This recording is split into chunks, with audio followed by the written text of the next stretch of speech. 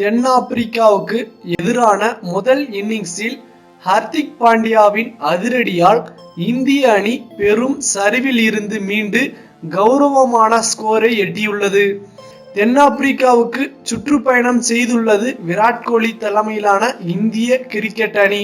கேப்டவுனில் நேற்று முதல் டெஸ்ட் போட்டி தொடங்கியது. டாஸ் வென்ற தென்னாப்பிரிக்க அணி முதலில் பேட்டிங் தேர்ந்தெடுத்தது.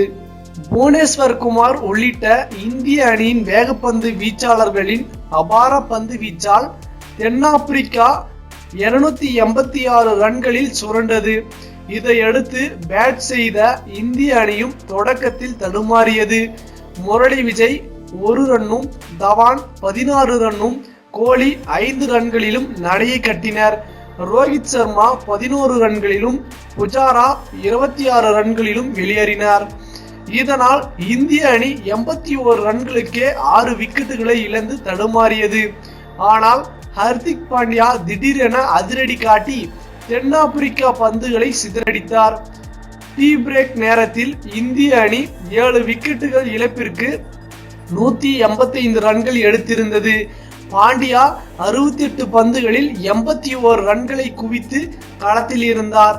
13 பவுண்டரிகளும் 1 சிக்ஸரும் விளாசியிருந்தார். புவனேஸ்வர் குமார் கை கொடுத்து 24 ரன்களுடன் களத்தில் இருந்தார். தென்னாப்பிரிக்காவின் முதல் இன்னிங்ஸில் டிவிலியர்ஸ் செய்ததை போல அதிரடி காட்டி அணியை மீட்டுள்ளார் பாண்டியா. மேலும் இது போன்ற சுவாரஸ்யமான செய்திகளை உடனுக்குடன் தெரிந்து கொள்ள தமிழ் சேரி சேனலை சப்ஸ்கிரைப் பண்ணுங்க. மறக்காம பெல் ஐக்கானை கிளிக் பண்ணுங்க.